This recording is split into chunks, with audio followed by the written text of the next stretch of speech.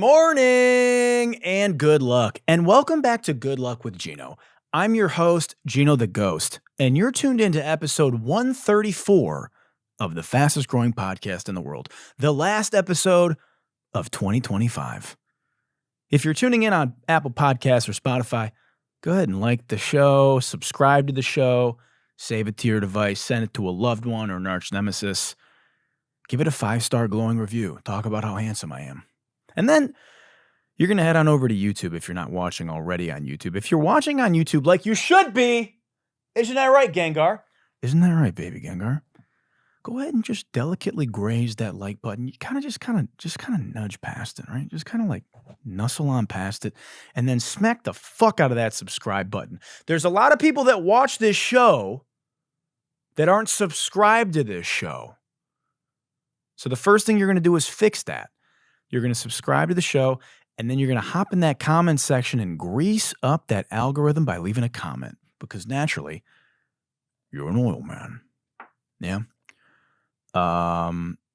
Guys, it's the end of the year, you know? It's the end of 2025. What an absolute clusterfuck of a year it's been. It's been the best, worst year of my life.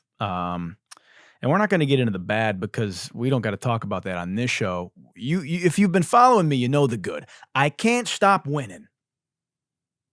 The ops are miserable. If it's been a rough year for me, imagine how the ops feel. I mean, they're inconsolable at this point. It'd be an absolute miracle if they made it to this far in the year. How are you doing? You ready for 2026? Huh? You getting your last day of being a fat fucking before the new year and you pretend to give a shit about your health? Huh? You gearing up? This is the year, huh? Yeah, this is going to be the year. Yeah, this is going to be the year you take it serious, huh? Yeah, you're going to quit that. You're going to quit that job that's been holding you back and you're going to go ahead and tackle your dreams, yeah? You're going to stop eating like a slob and you're going to be in the gym consistently this time, aren't you? Yeah. Yeah, this year's going to be different. Yeah, this is the one, huh? Yeah, 2026. Yeah, you know, you were off to a good start this year, and what happened? Momentum slowed, you got distracted, times are hard, the economy's crumbling. You know, it's time to lock the fuck in, baby. If you're an oil man or oil woman or oil they, them, and you watch this show, okay, I can't have somebody that doesn't take their life seriously watching this show. I have winners that follow this show, and that's why you watch the show, because you're a winner. So I need you to lock the fuck in, okay? And every week, Monday, when you watch the show, the second it comes out, that'll be a reminder, God, I got to lock back in. You got to treat every day like it's a Monday. And if that means you got to watch my show every single day on repeat, then so be it. My pockets will thank you. I hope you had a happy holiday. But, you know, look, today's a holiday. It's the last episode of the year. Okay? Did you miss me? We're going to spend about 18 seconds talking about the NFL and the Detroit Lions, who broke my fucking heart. And just, it's bullshit, dude. Okay? First of all, I just want to say the NFL is fucking cooked. I'm just going to put it's not a Pit Viper mega rant, but I am going to put the pitties on. I just want to talk about the NFL for 1 second. Can I? Pikachu, is that all right? This league has turned into late stage capitalism incarnate. It is bullshit. There's a game every day of the fucking week now. Okay? We just keep adding games. You got a game you got Monday Night Football. We got Thursday Night Football, which has been a piece of shit product. There's a game on Christmas. There's Friday football now. There was games on Saturday, yesterday. Why? We got games. Then we got another week. They want to add another week of football that we're playing in fucking Spain and Mexico, and we're going to be playing in fucking Trinidad and Tobago probably next year. And the product is cooked, man. Like, this motherfucker Roger Goodell will not stop until every dime is squeezed out of the, like, I can't, the last 3 weeks of the season are terrible. Like, everyone's hurt. Nobody's playing. Half the teams are just not even competitive. The Detroit Lions' entire team is out. It's just like, and the fucking, you know, I know this isn't a sports podcast, but I got a lot of dudes that watch. Can I dude out, ladies? And I know ladies watch football, but I'm just, it's a little dude moment, if I might. You know, and the refs, like, I'm gonna flip the pitties up so you can look me in my eyes when I say this. I don't trust. Gambling has ruined sports. You got all the refs. Half of them aren't even full-time employees. They're just, they can't agree on anything. They have this new thing called replay assist, which is just like some magic black box where like replay assist will like, after replay assist, we've decided that it was not a first down, it was short. And then the coach will challenge replay assist, and then they'll be like, okay, upon further review, it was a first down. So it's like, what the fuck is happening? It's trash, okay? So tonight, I went to the Detroit Pistons game against the Clippers because the Pistons are the best team in the East. I deserve it. Cade Cunningham's a star. And we got fucking smacked. Kawhi Leonard put up 55 points. But I'm going to the Lakers game on Tuesday. That'll be a lot of fun. Probably the last time I get to watch LeBron James play basketball. All right, enough about sports. Guys, I'm sorry. I hope you didn't leave. I'm going to take off the pitties, and we're going to talk about Stranger Things really quickly. Okay, so Stranger Things. What did we learn? What did we learn? We learned it's time to start letting these shows die. This was, and I don't say this lightly, I know there's like a finale. There's like one more episode coming out. This season was an abortion. It was a stillborn abortion. It was like the doctor was like, ma'am, your child, doesn't have a skull and is like dead in the womb. And the mother was like anti-abortion. He was like, no, you will have this baby. You're going to have the baby. And so they had to give birth to the baby. And that was this season. The writing stinks, the acting stinks, the plot stinks. Everything about it fucking stinks. The cinematography stinks. The kids grew up. The audience has grown up. The writing has not grown up. Why are we still writing these characters like they're children? They have facial hair. They're fucking. They're adults. The show is completely tone deaf. I don't care that Will is gay. You know? I feel like a fucking Republican watching. Woke ass Hollywood. Gone woke. You know, I don't care that Will's gay. They're making it the whole plot point. Nobody cares, dude. I don't care about Nancy and her weird Challenger's ass love triangle. We don't care. Okay? Every fucking character has plot armor. Every single one. These Demogorgons were the most terrifying thing in the world in the first couple seasons. And now they're just like pit bulls. You can just fucking slapbox them out of the way. Winona Ryder's like swinging a fucking rake at one.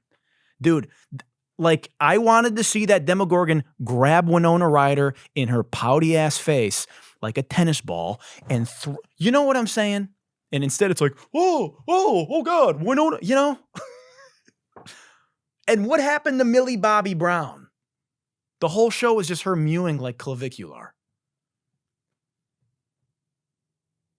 It's garbage. I don't want to sound like a snobby film snob NYU grad, but I mean, every single scene is just clip farming, crescendoing into a slowed and reverbed 80s song, fake climax moment.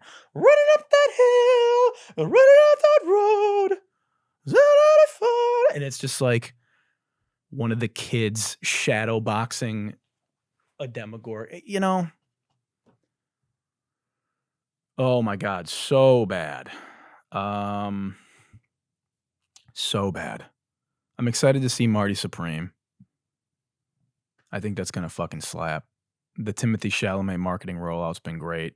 Guys, if it seems like I'm going 100 miles an hour today, it's because it's like 10 PM and I'm all hopped up on Mountain Dew. Not really, but I had a coffee. And now I'm gonna have some unbranded water. We've been going with the unbranded water for about 2 years now on this show. We may have a beverage sponsor coming on board soon. I'm in talks with a couple, but man, I gotta be honest, guys. It's a heavy ticket. It's a heavy ticket to be a beverage sponsor on the Good Luck Show. Okay, so I'm staunch in negotiations right now. I'm working them against each other like Shark Tank. You know? Quick little market update, yeah? Let's get serious for a minute here. Sorry, crypto bros. Boomer assets are booming while we trade sideways. While we're in some weird pseudo bear market because of manipulation and in this administration just completely sucking us dry and CZ committing, crime on Binance every fucking other day. Right now, gold and silver are exploding across global markets. Yeah. Yeah, if your uncle hits you up, oh, how's all that Bitcoin going? Yeah, my gold is up 100%. Yeah, he's right. All you had to do was buy fucking dimes from 1960, and you would have outpaced most assets. Silver just hit record highs above $75 per ounce, and gold has smashed past $4,500, making one of the biggest precious metal rallies in decades. Silver has climbed over 150% this year, and gold is up roughly 70%, which is great news for me as a flashy dago that owns a lot of gold. Oh, joke's on you. Oh, joke's on you, former financial advisor who told me that I shouldn't have wasted all my money on jewelry after I signed my first publishing deal. It's up.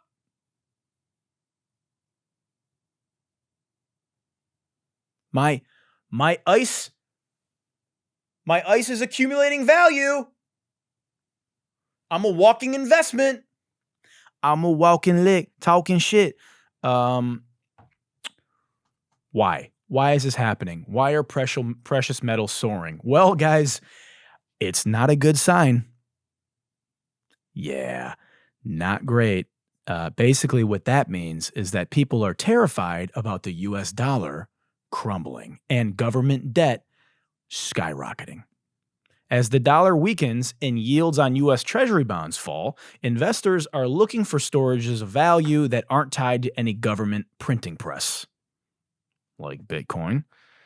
But that drives demand for tangible assets, like gold and silver.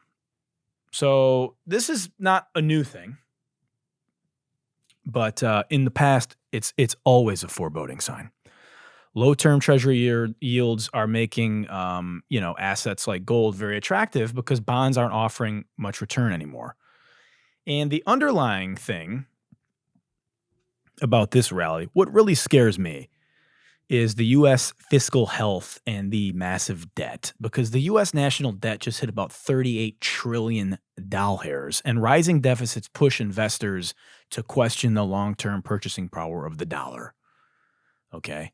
This is why I've been screaming about Bitcoin like a fucking crypto bro in a bar for several years, and why it's performed so well. But gold and metal, and gold and silver rather here, boomers are a little bit more comfortable buying those things. And it's even harder to manipulate than Bitcoin right now. Because right now with Bitcoin, you've got all these VC firms and, liquidity markets and exchanges like Binance just manipulating, squeezing out longs, squeezing out shorts. That's why you're seeing these huge dips and rises in price while we're trading sideways, while like no news is happening. They're just squeezing shorts and longs, right? So the scariest part about all this debt is nobody's buying it.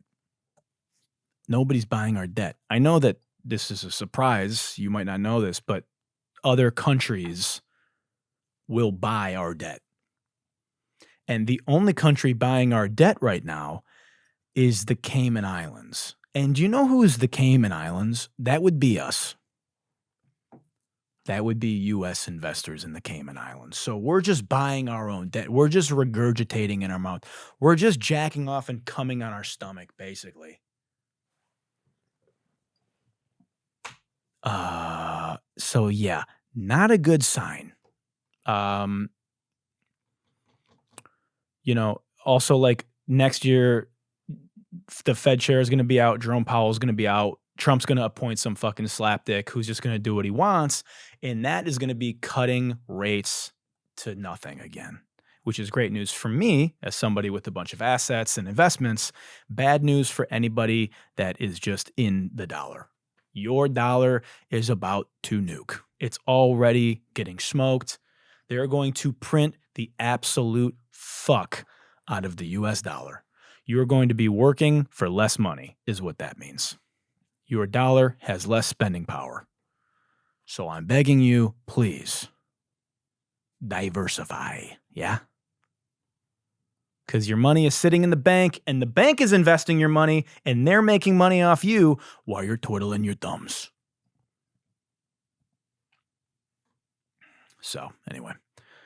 Guys, look, it's time to get a little political. You know I don't like to get political, right?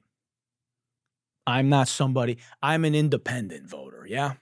I call it how it is on both sides, and I don't like to get political, but you know who does like to get political?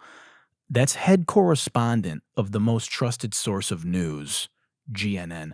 Gino Borri, can you take it away for us? What's going on in the world?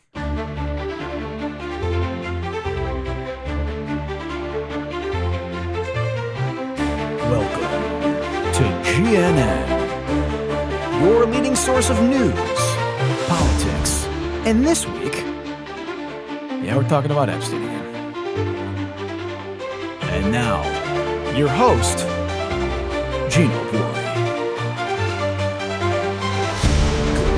Good afternoon. I'm your host, Gino Borri, and this is the news. Yeah, we're going to talk Epstein again. I know. Will it ever end? Probably not. It's great for me because I constantly have earth-shattering material every week. It's bad for us because the country is run by a shady cabal of pedophiles. So the DOJ released the Epstein files in the form of a giant black box this past week while this show was on break. And I made a little video making fun of that, the fact that the DOJ under law has been required to release all the files. They have not done that. And instead, they're just slow dripping these documents because they claim that they are protecting victims. We know that's bullshit. And so, yeah, they just released a few 100,000 documents or some shit. The entire thing, the entire fucking, grand jury documents are just all redacted. It's like 119 pages. It's all completely a black box. And they also put out a tweet that there's just... the tweet was something to the effect of like, oh, hey, everybody, just a heads up. There's a lot of fake information in these files about the president. Just completely ignore that. Hey, guys, just a heads up. A lot of fake news in these Epstein files about Donald Trump. It's all fake.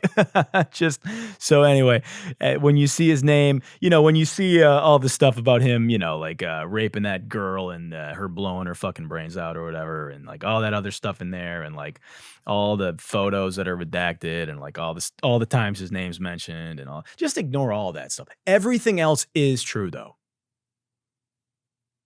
All the other people listed are, however, just make sure you keep in mind anything mentioning Donald Trump is fake.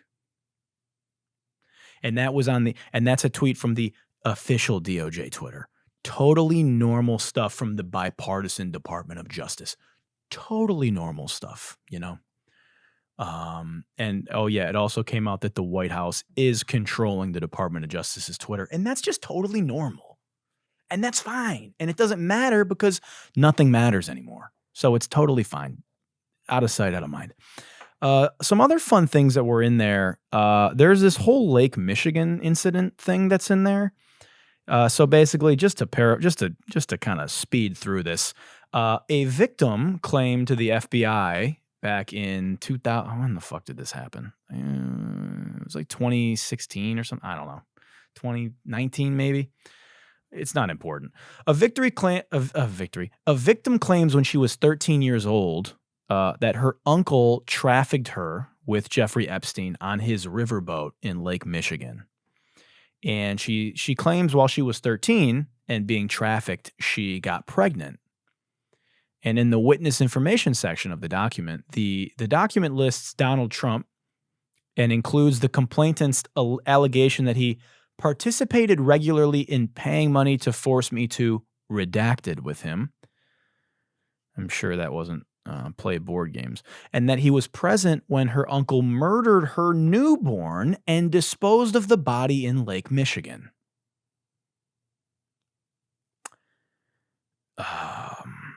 So now look, I'm seeing a lot of people sensationalizing this for, clicks, and they're like, Donald Trump was there when they threw this woman's newborn baby out of a boat and killed it. And he was, and you got to remember that the file is an unverified allegation recorded by the FBI. Okay. Everything, not every complaint or, tip to the FBI is verified or investigated. You don't know that this is true just because it's in there. Okay. The release does not show corroboration. It does not show follow-up findings or a charging decision tied to this claim. It doesn't show that they investigated this claim any further in there. And this is why we need all the files released. This is why you need to release all the files at the same time, because we want to know, okay, well, did you look into this, or is this just some crazy fucking girl making this up? Because that is possible.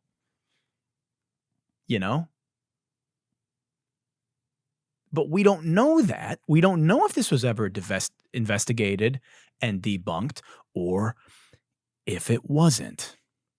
And we should probably know, yeah? This is a pretty fucking insane thing. Donald Trump did have he bought a boat on Lake Michigan. He had a boat on Lake Michigan. In 1999, Bill Clinton passed some bill that fucking allowed Trump to treat his boat like a casino and dock. Like, there's just a lot of things that I want to know that I don't feel comfortable speaking on because, we don't know. And it would be very easy for me to get I go viral every other day, right? I would love to have a free viral clip of me being like, did Donald Trump throw a 13-year-old baby into the river, into Lake Michigan? I could do that, but I'm not going to do that because GNN is the most trusted source of news. Okay? And I take my reputation very seriously. Another fun thing that's in the Epstein files that's kind of blowing up today on Sunday. Julie K. Brown, one of the lead journalists leading up to the Epstein and Maxwell arrest, tweeted, "Does somebody at the Department of Justice want to tell me why my American Airlines booking information and flights in July of 2019 are part of the Epstein files? Why was the DOJ monitoring me?" Yeah, this journalist's flight information and shit is in the Epstein files, which means Trump's Department of Justice was monitoring and stalking this journalist who was covering the Epstein files right before he died. Again, totally normal stuff, right? Totally normal that days before Epstein hung himself in jail, the Department of Justice was stalking the journalist investigating him. Totally normal stuff. It's fine. It doesn't matter. It just doesn't matter, dude. Do you understand? What are you going to do about it? pussy. Nothing. They're playing in our fucking face.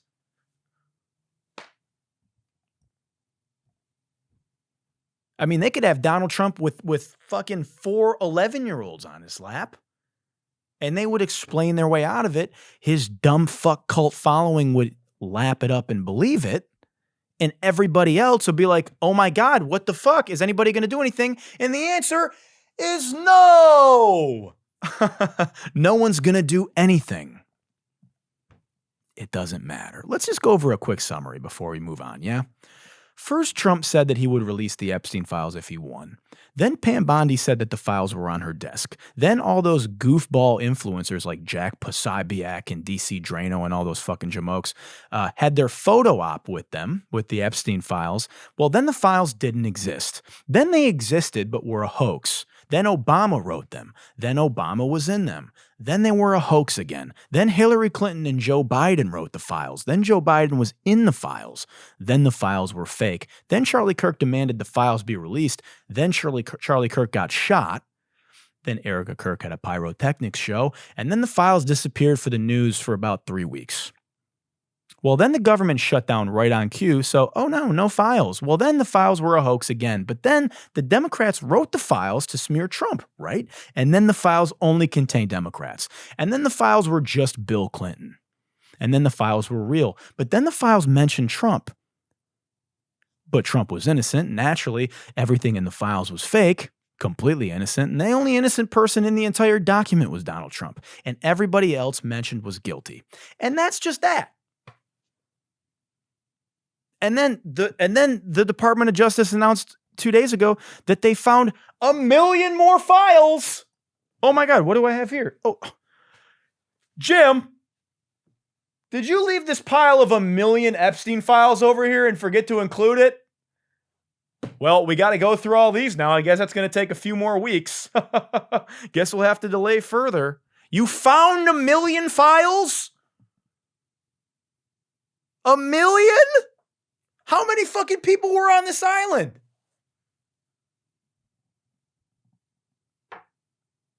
$1 million? Huh?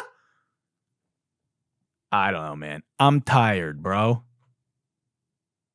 I'm exhausted. I need another sip of unbranded water. God, that's good stuff. I want to talk about something I'm noticing.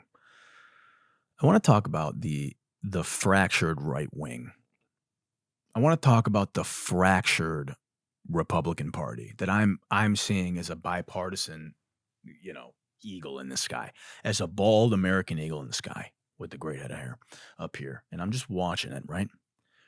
I'm seeing there's 4 subgroups of Republican, and they're all kind of infighting right now. You got the rational Republicans, right? You got like the moderate right. These are people who voted for Trump, but they're like, this guy, I don't fucking know. This guy's just he's in the fucking file. This is all bullshit. He's in the files. They're just bombing Venezuela. They're going to, it's all this war. What's going on? What the fuck is all this? I didn't vote for this. You got those people, right? Then you got MAGA. And, you know MAGA. Yeah, you got MAGA. And then like under MAGA, you kind of got like, it's like the Turning Point USA party, which is just a fucking clown show, basically. It's really just like Christian nationalism. You got that subgroup.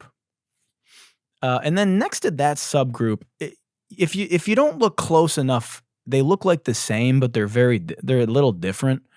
You've got Turning Point USA, but then you've got the black pill incel neo-Nazi movement, which is basically like Nick Fuentes. You got that little subgroup, yeah? And they're just kind of Nazis, right? Now they're anti-Israel, and it's very easy for people who, maybe don't agree with Israel, don't like Israel, or the fact that they're, complicit in a genocide. They kind of accidentally stumble and fall into this algorithm rabbit hole and get indoctrinated, and then just kind of become oops, I'm a Nazi, you know? And that's, again, it's kind of also white nationalism, Christian nationalism, but it's like really, really kind of, they don't really hide it. That movement is growing rapidly and terrifyingly. And then you've got this new little subgroup forming, the looksmaxxers. And this is kind of a mutation of the red pill movement that has materialized into something way weirder. And if you're not familiar with lookmaxing, you might think you are by looking at me because of how fucking handsome I am, but I'm not a lookmaxer. I just kind of do it naturally. But that clavicular guy, he's a lookmaxer. It's basically, you know, again, the red pill movement, which is all about just like masculinity and being a man and not trusting these bitches, and the Andrew Tate. It's like a spawn of Andrew Tate. It's like a mutation of Andrew Tate, and it's just kind of this new chapter of the internet, kind of like spawned in Gen Z. And clavicular, he highlights in this clip what I'm talking about. And it's a real threat for the Republican Party. Here's the clip. Yeah, but I mean, like this next election cycle, who's going to win? It's going to be Gavin Newsom against JD Vance because JD Vance is subhuman and Gavin Newsom mugs. JD Vance is subhuman? Yeah. What makes you say that? He's got a very short total facial width to height ratio. He's obese, very recessed side profile. Whereas Newsom is like 6'3" Chad. So JD's very tall. JD's got to be still 6'2", 6'3". Gavin Newsom obviously mogs him to death. So you're a Newsom head. You prefer Newsom to the vice president. I'm just telling you who's going to win. Do you prefer him though? Honestly, it's hard to say, but Newsom being that much more of a mogger and like having a president who's like fat and especially that young. You think I don't think he's fat. I would say he's a bigger guy for sure. He's just like, it's just embarrassing. Like, how are you fat and you expect to like lead a country? You can't even be in shape, you know? That's a good point. So let's say you got a vote. It's 2028. I'm voting for Gavin Newsom. You're voting for Gavin Newsom. You can't be that subhuman. So hold on.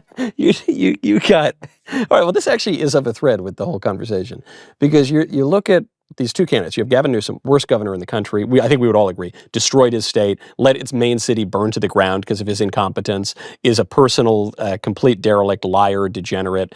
But he is good looking. I'll grant you that he's good looking. Yep. And kind of looks like Patrick Bateman, American Psycho. Hey. And then you have this vice president to President Trump, the transformative right-wing president in our lifetimes, who, do you support Trump or no? Yeah. Okay. So you got this vice president handpicked by Trump, who is extremely intelligent, very right wing.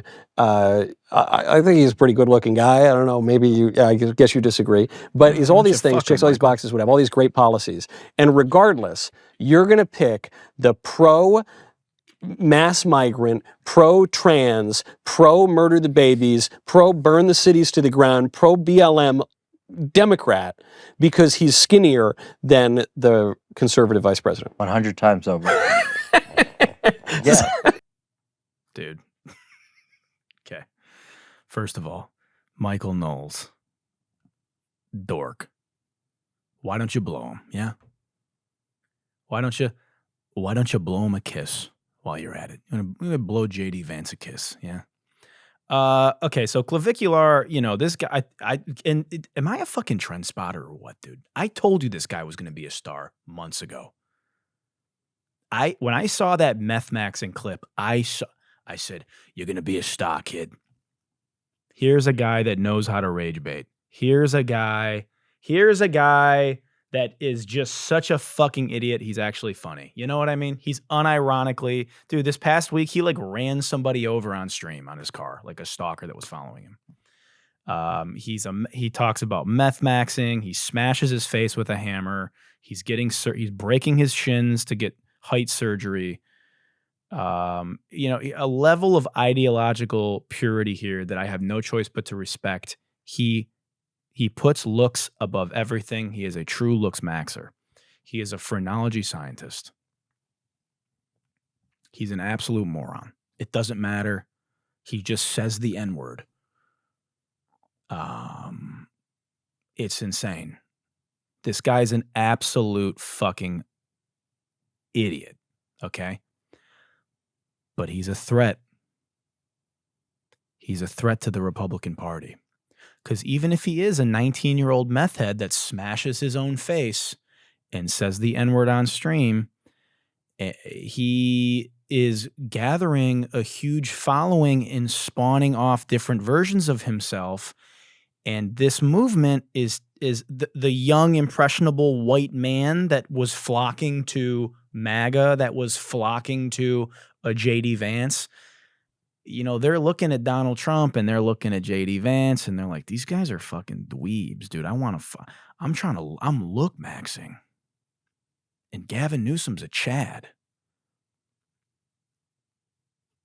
And it is lightly eugenics coded, which is the scary part. And he's right. JD Vance is about to get absolutely mogged to death by Gavin Newsom. JD Vance has the aura of a Hyundai Sonata. JD Vance has the aura of a longboard. JD Vance is a couch fucker. And no matter how much he tries to claim the meme, he's a loser, right? And so, and the biggest threat to JD Vance is that Peter Thiel pretty much just made him. And like we talked about in this fractured movement, a large portion of MAGA is becoming increasingly anti-Israel. And this whole Epstein thing has really blown up in the administration's face because they're losing a large chunk of their base who are realizing, oh, these people are beholden to Israel. Oh, JD Vance is beholden to AIPAC and Israel. And they're going to be in trouble. They're going to get absolutely fucking smoked in the midterms, which we know. But this next election cycle, I mean, they're in like, it is going to be, they got to figure it out. I mean, we saw this happen with the Democratic Party. Like the Democrats still are in complete disarray and can't get organized. That's why their party's a fucking mess. They don't know if they want to be moderate, like, you know, like how Kamala tried to be, or if they want to be super left-wing extreme like Mandami. That worked, but like, okay, what are you going to do? Trot out AOC? She's going to lose. They're a mess. It's got to be Gavin Newsom. And, you know, I think the Republicans are in a little bit of trouble. So keep an eye on it now. Now that I've brought it to your attention, I want you to try to keep an eye on these four factions in the Republican Party. It's interesting.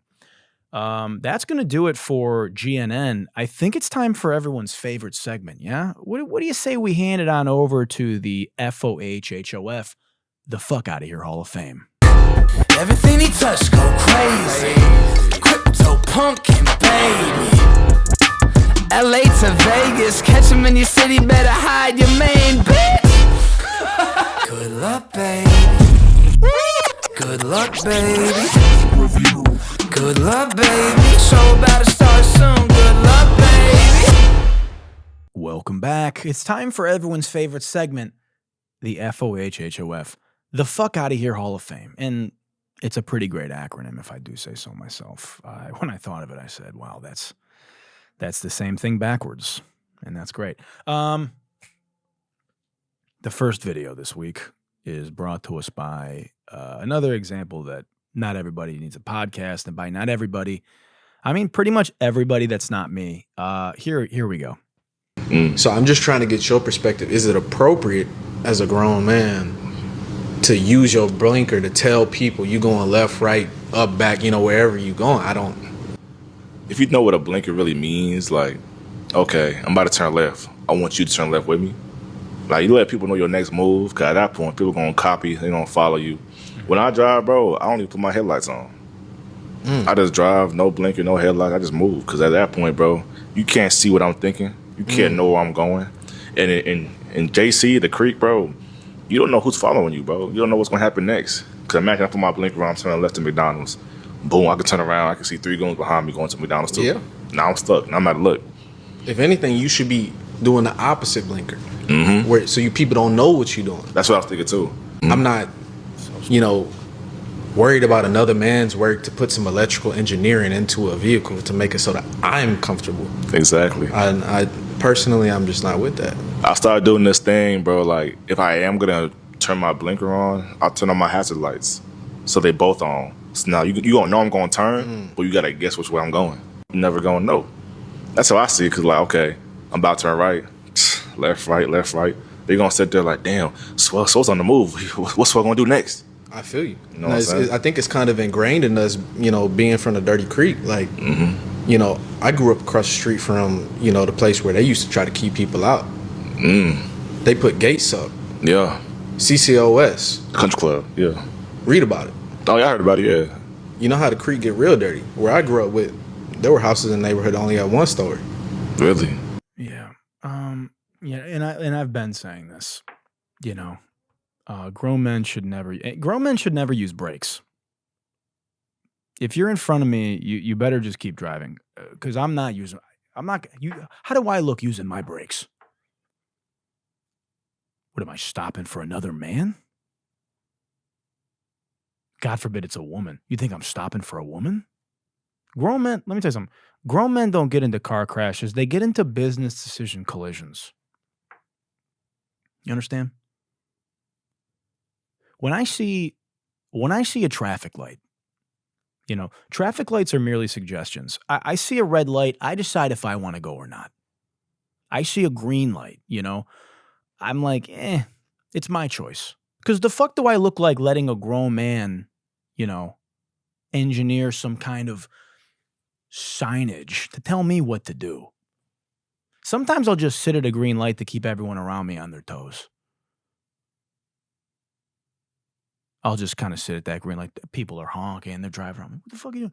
Light turns red, then I go.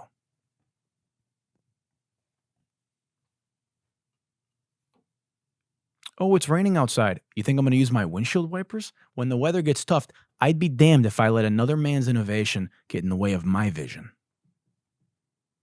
You're saying I don't have enough vision to, I got to clear the way? No. I would rather stick my head out the window. And, you know, on the topic of blinkers, fuck a blinker.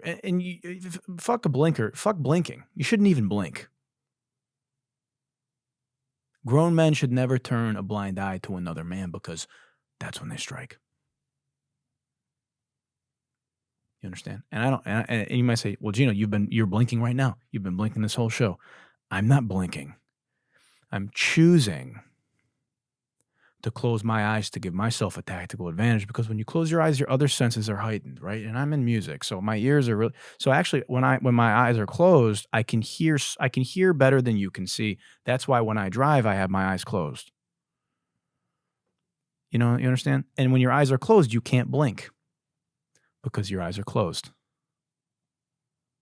I'm not using a blinker. I'm not using blinking. I'm not using eyesight.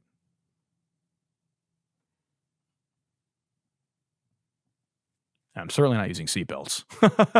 What am I, gay? Imagine me letting another man know I'm feeling unsafe. Guy pulls up next to me. He looks over. He sees me with my belt securely fastened, letting him know I'm vulnerable. I might as well slap a fucking rainbow flag on the back of my car.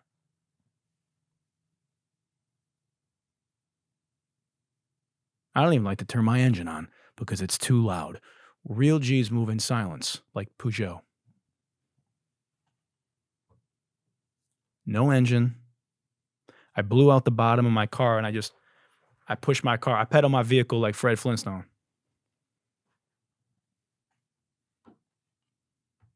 The fuck I look like. Hell yeah, dude. This is a podcast I can get behind. Preaching, dude. All right, next video. This video's been making the rounds. I'm just gonna run it. You've seen this woman, Synesthesia Erivo, from Wicked, among other things. Incredible actress. Equally insufferable. Here's the clip. When it comes to music, it's very strange because I can talk about it forever. But I I don't know if this, doesn't make me an expert, but I have synesthesia, so I see that's so cool. color with music. Amazing. Oh my God. So I can, What color is this?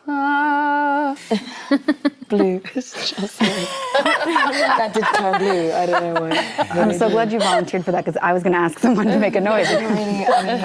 What color is this? Orange. Oh my God. Wow. What?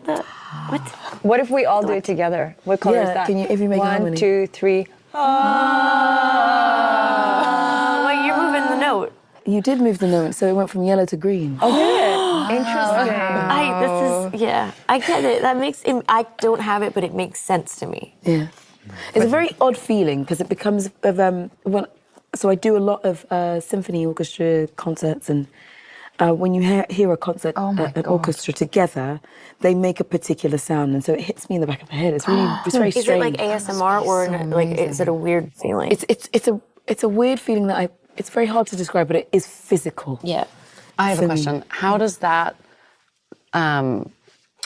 motivate the note? Like, are you like, oh, this is orange, so red would go well with that? Or like, does it not? I've never thought of it like that. Right.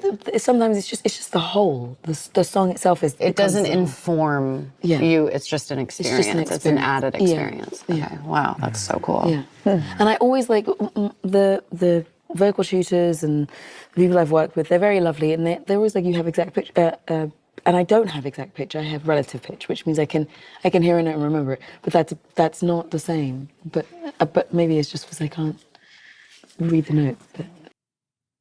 Yeah. Of course she has synesthesia. Synesthesia Erivo, you know? Cynthia, what color is this? Fuck out of here. What color do you see? Shut the fuck up. Did it change when I went? The craziest side effect of synesthesia is that it makes you absolutely fucking insufferable. Yeah, it's crazy. I must have synesthesia because every time I hear this lovely woman speak, I see red. Synesthesia is a fascinating disorder that very few people have, in which they pretend to be a musical savant and act more interesting than they are. And I want to take a sharp object and shove it into my eye whenever I hear somebody say that they have it. And curious what color I would see. I can't... I cannot describe, as somebody who works in music full time, how the feeling I get in my eye when somebody tells me that they have this disorder, because my eyes, they actually want to roll back into the back of my head. What color is this? Asks Jennifer Lawrence. She panics and just says blue because she's sitting on a blue couch. And then the next color is orange, which is the wallpaper around her in the entire room. Also, the first note that Jennifer Lawrence makes is the same as the note that the group makes. Let's listen again. Here. So we can, what color is this? Blue. Blue. Okay. That did turn blue. I don't know why. I'm so glad you volunteered for that because I was going to ask someone to make a noise. What color is this? Orange. Oh my God. Wow. What? But it's a different color. What if we all do it together? What color is that? Can you, if you make a harmony? 1, 2, 3. Same note. Wait, you're moving the note. You did move the note, so it went from yellow to green. Oh, it went from yellow. Interesting. Oh, so it was blue and now it's yellow. What's happening? Are the colors changing? Are the colors changing? And then she says when she hears a song or an orchestra, it's just one color. Cynthia, how many different notes are in a song? A lot. So when you hear a song, it's just one color, but when the group just now was singing two notes, You only saw 2 colors? Huh? Dude, actresses are the fucking worst, huh? You know it's bad when a room full of actresses are eye-rolling. I mean, Cynthia Erivo, she's so talented, but I just cannot. This woman has been on a 3-year press tour. Every day I log onto the internet, and here's another Cynthia Erivo interview. Please, for the sake of all of us, take a vacation, Cynthia. Just take a week off, yeah? Dude, next time I meet somebody with synesthesia, I'm going to quiz them. I'm going to play a bunch of notes. I'm going to go, what color do you see? I'm going to play a note on the fucking piano, and I'm going to write it down. I'm going to go, how about this? And I'm going to play that, and I'm just going to and then a week later, I'm going to quiz them again. And I'm curious to see what happens. Spoiler alert, it's made up! Okay, one more video. This guy's been on the show before.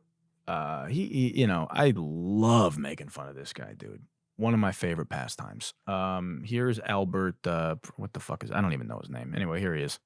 Champagne's keto, so champagne is healthy for you. Champagne even helps you with your memory, having glowy, healthy skin. It is very low calorie, has no carbs, no sugar. I drink maybe 1 to 2 bottles a day of champagne, brut.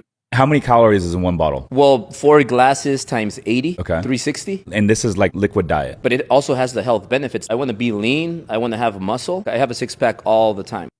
Right. Yeah. Yeah, you know what they say? A bottle of champagne a day keeps the life expectancy away. I am on a 24-hour champagne diet.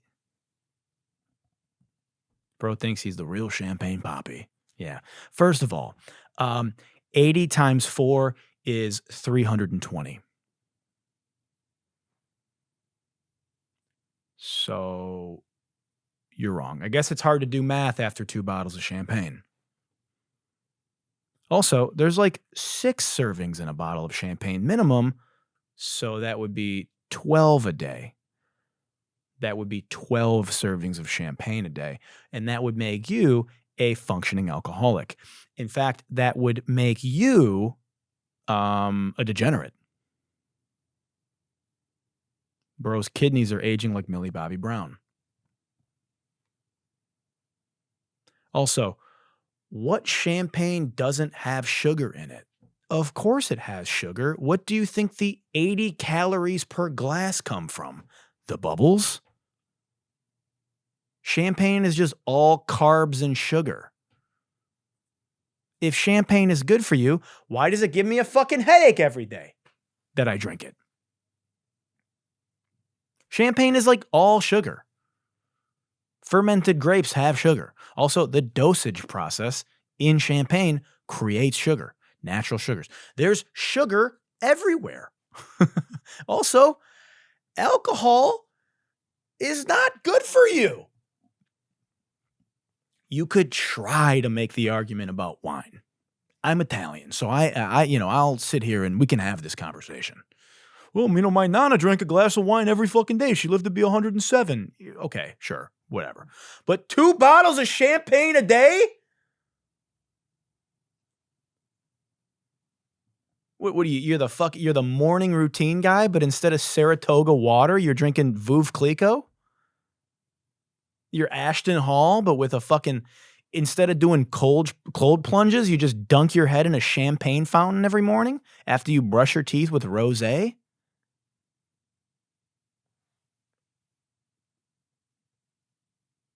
If you can drink 2 bottles of champagne, if you can drink 10 bottles of champagne every week, what actually starts to happen is your body starts to materialize. Because when you're drinking champagne, you're winning.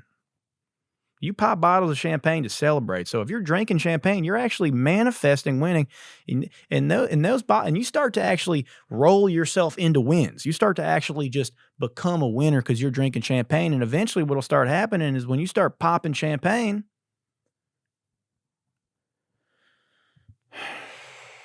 dude said he drinks champagne because he wants a six-pack and he wants to be lean. Champagne does not give you a six-pack unless it's the only thing you consume. If you just did blow and drank champagne all day, yeah, I guess you would be skinny because you know. But I mean, look at this guy. Bro's built like a thumb.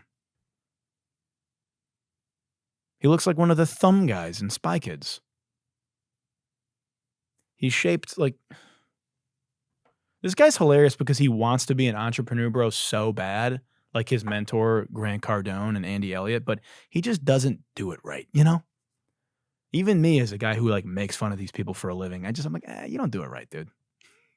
Yeah, you don't quite do it right. Like a Tubi link in bio content creator, you know? You're not quite doing it right. Back to the drawing board. Like, it's like he was like, oh, this would be a viral clip if I said, what are you talking about? You know? That's going to conclude this week's episode, guys. I want to thank you for tuning in. Happy early New Year. We'll do a 2026 kickoff episode next week to bring in the new year. Then, new year, new you. Yeah. It's going to be a big year for you. This year is going to be different. But until that, we're going to celebrate 2025 the best way we know how, which is the greatest theme song in the world. I want to thank you, Beyonce, for giving me the opportunity to having this show. Thank you, Beyonce. I appreciate you, your graciousness. If you're watching on Apple Podcasts or Spotify, hit the like button, save it to your device, send it to a loved one or an arch nemesis or an ex. Maybe a good way to kind of rekindle that bridge leading into the new year right before they forget about you and they go to have their New Year's kiss. Just kind of nudge them and make them think about you again. Send them this show. Then you're going to head on over to YouTube and you're going to watch the show all over again. And you should be watching on YouTube. Isn't that right, Gengar? Isn't that right, baby Gengar? And why is that? Because that's where I make the most money. If you're watching on YouTube, tap the like button, smash the fuck out of that subscribe button. And then go into the comments section, grab some oil from your basement, and grease up that algorithm by leaving another comment.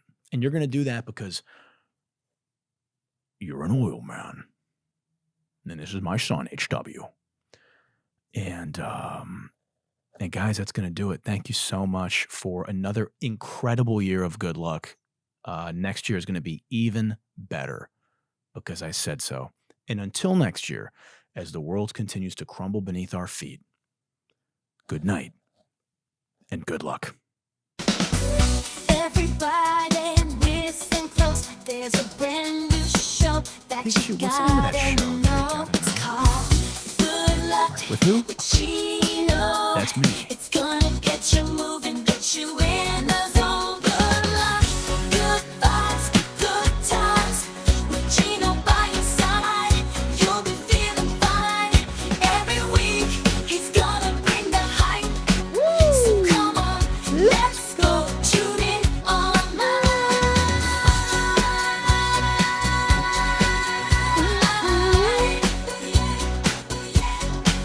Good luck, good vibes, good times with Gino. It's gonna be a real delight. So get ready to laugh, learn and grow. Good luck, let's go. Bitch.